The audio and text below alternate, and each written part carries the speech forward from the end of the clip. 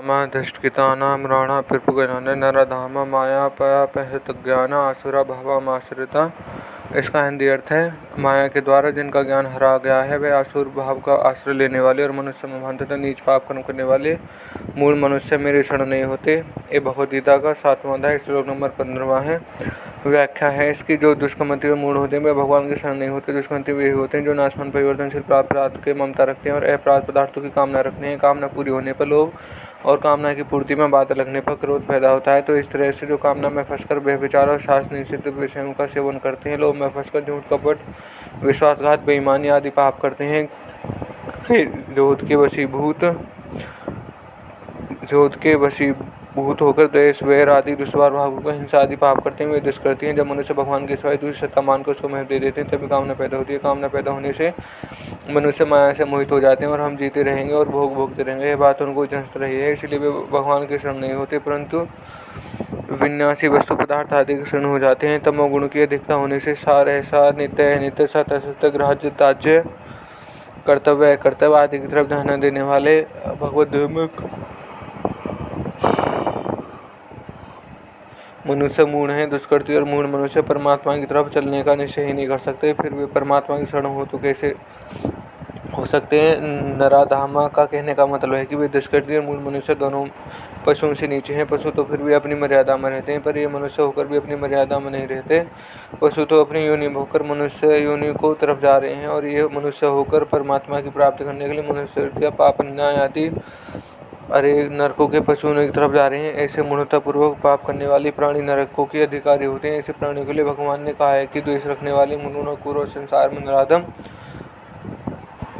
पुरुषों को मैं बार बार आसुरी योनियों में गिराता हूँ। वे आसुरी योनियों को प्राप्त होकर फिर वे घोर नरकों में जाते हैं। भगवान की जो बातें गुणों वाली माया है, इस माया से विवेक ढक जाने के कारण जो असुर भाव को प्राप्त हो गए हैं अर्थात शरीर इंद्रिय अंतःकरण प्राणों का पोषण करने लगे हुए, ये मेरे से सर्वथा विमुख ही रहते हैं, इसलिए वे मेरे शरण नहीं होते। दूसरा भाव यह है कि जिनका ज्ञान माया से अपहत है उनकी वृत्ति पदार्थों के आदि और अंत की तरफ जाती ही नहीं। उत्पत्ति विनाशील पदार्थों को प्रत्यक्ष नश्वर देखते हुए वे भी रुपये पैसे संपत्ति आदि के संग्रह और मान योग्यता प्रतिष्ठा कीर्ति आदि में ही आसक्त रहते हैं और उनकी प्राप्ति करने में ही उनकी बहादुरी और उद्योग की सफलता इत्यादि मानते हैं। इस कारण वे यह समझ ही नहीं सकते कि जो अभी नहीं है उसकी प्राप्ति होने पर अंत में वह नहीं रहेगा और जिसके साथ हमारा संबंध नहीं रहेगा। आंसू नाम प्राणों का है। प्राणों को प्रत्यक्ष ही आने जाने वाले अर्थात क्रियाशील और नाशवान देखते हुए वे उन प्राणों को पोषण करने में लगे रहते हैं। जीवन निर्वाह में काम आने वाली सांसारिक वस्तु को ही वे महत्व देते हैं। उन वस्तुओं से भी बढ़कर वे रुपये पैसों को महत्व देते हैं जो कि स्वयं कामना में नहीं आते फिर वस्तुओं के द्वारा काम में आते हैं। वे केवल रुपयों को ही आदर देते हैं फिर तो उनकी संख्याओं को बहुत आदर देते हैं। रुपयों की संख्या अभिमान बढ़ाने में काम आती है। अभिमान संपूर्ण आसुरी संपत्ति का आधार और संपूर्ण दुखों एवं पापों का कारण है। ऐसे अभिमान लेकर ही अपने को मुख्य मानते हुए आसुर भाव को प्राप्त होते हैं। भगवान कहते हैं कि दुष्कृति मनुष्य मेरे शरण नहीं हो सकते। वे नवेद है कि 30वें श्लोक में कहा है कि सदुचारी मनुष्य भी अगर अन्याय भाव से मेरा वचन करता है तो वह बहुत जल्दी धर्मात्मा हो जाता है, मेरा नित्य निरंतर रहने वाली शांति को प्राप्त होता है। कैसे इसका समाधान है कि वहाँ अपिचेता पदाएँ हैं जिनका अर्थ होता है दुराचारी प्रवृत्ति परमात्मा की तरफ स्वाभाविक नहीं होती, परंतु अगर वह भगवान के शरण हो जाए तो उसके लिए भगवान की तरफ से मना नहीं है। भगवान की तरफ से किसी भी जीव के लिए किन्हीं मात्र भी बाधा नहीं है, क्योंकि भगवान प्राणी मात्र के लिए सम है।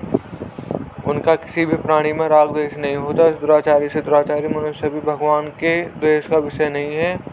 सब प्राणियों पर भगवान का प्यार और कृपा समान ही है। वास्तव में दुराचारी अधिक दया का पात्र है। कारण है कि वह अपना ही महान अहित कर रहा है, भगवान कुछ भी नहीं बिगाड़ रहा है। इसलिए किसी कारणवश कोई आफत आ जाए, बड़ा भारी संकट आ जाए तो उसका कोई सहारा ना रहे तो वह भगवान को पुकार उठेगा। ऐसे ही किसी की संत को उसको दुख दिया और संत के हृदय में कृपा आ जाए तो संत की कृपा से वह भगवान में लग जाए अथवा किसी स्थान में चला जाए जहाँ अच्छे से अच्छे बड़े विलक्षण दयालु महात्मा रह चुके हैं और उनके प्रभाव से उसका भाव बदल जाए अथवा उसके कारण में उसका कोई प्राण विलक्षण पुण्य उदय हो जाए तो वह अचानक चल सकता है, भगवान के शरण हो सकता है। ऐसे पापी पुरुष का भी भगवान में लगता है तो बड़ी दृढ़ता से लगता है। कारण है कि भीतर कोई इच्छा नहीं होती, इसलिए उसमें अच्छेपन का अभिमान ही नहीं होता। तात्पर्य हुआ कि समूल प्राणियों में भगवान की व्यापकता और कृपा समान है। सदाचार दुराचार तो उन प्राणियों के लिए किए हुए कार्य हैं। मूल में तो प्राणी सदा भगवान के सुदंश हैं, केवल दुराचार के कारण उनकी भगवान में रुचि नहीं होती। अगर किसी कारणवश रुचि हो जाए तो भगवान उनके लिए किए हुए को ना देखकर हुए उनको स्वीकार कर लेते हैं। रहते ना प्रभु चित्त चुकी की कोई करत सुरति से बार की, जैसे माँ का हृदय अपने संबंध से लेकर बालों को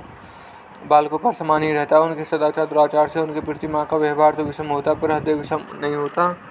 माँ तो एक जन्म को और एक शरीर को देने वाली होती है, परंतु फिर वो तो सदा रहने वाली माँ है। फिर वो का हृदय तो प्राणी मात्र पर सदैव द्रवित रहता है। प्राणी नीति माधुर्य शरण हो जाए तो फिर वो इसे द्रवित हो जाते हैं। भगवान कहते हैं कि जो नर हो इधर चराचर द्रोही आवे सगुन समन मोहि तजी मद मोहे कर प्रचलना न करहु सकत ही समाधान। इसका तात्पर्य है कि जो चराचर प्राणियों के साथ द्वेष करने वाला है, अगर कहीं भी आश्रय न मिलने से भयभीत होकर सर्वथा मेरा ही आश्रय लेकर मेरी शरण हो जाता है, तो उसमें होने वाले मदमोह कपट नाला छीन आदि दोषों की तरफ न देखकर केवल उसके भाव की तरफ देखकर मैं उसको बहुत जल्दी साधु बना लेता हूँ। धर्म का आश्रय रहने से धर्मात्मा पुरुष के भीतर अन्य भाव होने में कठिनता रहती है, परंतु दुरात्मा पुरुष जब किसी कारण से भगवान के सम्मुख होता है तब उसमें किसी प्रकार के शुभ कर्म का आश्रय न होने से केवल भगवत प्राण्यता ही बल रहता है। यह बल बहुत शीघ्र पवित्र करता है। कारण है कि यह बल खुद का होता है, अर्थात किसी तरह का आश्रय न रहने से उसकी खुद की प्रकार होती है। इस प्रकार से भगवान बहुत शीघ्र पिघल जाते हैं। ऐसी प्रकार होने में पुण्यता पाप का विद्वान मूर्ख सुजाति कुजाति आदि का होना कारण नहीं है, परंतु संसार की तरफ से सर्वथा निराश होना ही खास कारण है। यह निराशा हर एक मनुष्य को हो सकती है। दूसरी बात, भगवान के कथन का तात्पर्य है कि दुष्कृति पुरुष मेरे शरण नहीं होती, क्योंकि उनका स्वभाव मेरे विपरीत होता है।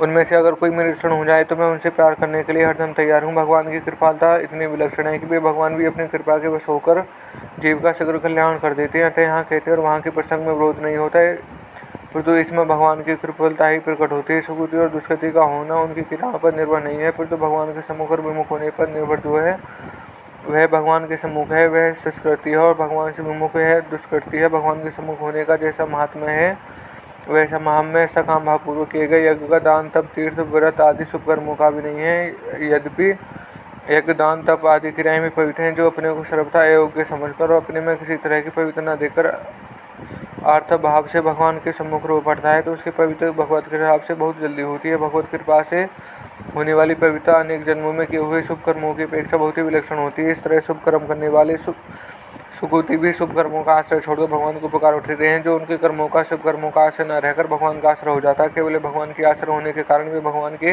प्यारे भक्त हो जाते हैं। एक कृति होती है और एक भाव होता है। कृति में बाहर की क्रिया होती है और भाव भीतर में होता है। भाव के पीछे उद्देश्य होता है और उद्देश्य के पीछे भगवान की तरफ अन्यता होती है। वह अन्यता कृतियों और भावों से बहुत विलक्षण होती है, क्योंकि वह स्वयं की होती है। उस अन्यता के सामने कोई दुराचार टिक ही नहीं सकता। वह अन्यता दुराचारी से दुराचारी पुरुष को भी बहुत जल्दी पवित्र कर देती है। वास्तव में है जीव परमात्मा का अंश होने से पवित्र तो है ही, केवल दुर्भाव से दुराचार के कारण ही इसमें अपवित्र आती है। परिशिष्ट भाव, जो मनुष्य भगवान का आश्रय नहीं लेते वे आसुरी राक्षसी और मोहिनी प्रकृति का आश्रय लेने वाले हैं। उनकी दृष्टि संसार को छोड़कर दूसरी तरफ जाती नहीं, उनकी दृष्टि भगवान की सत्ता ही होती नहीं। फिर भगवान की शरण लेने का प्रश्न ही नहीं उठता। भोग भोगना संग्रह करना ही अंतिम लक्ष्य होता है। उनका ज्ञान माया के अपहृत होने से माया के वश में होता है। माया के वश में होने से माया को तर नहीं सकता।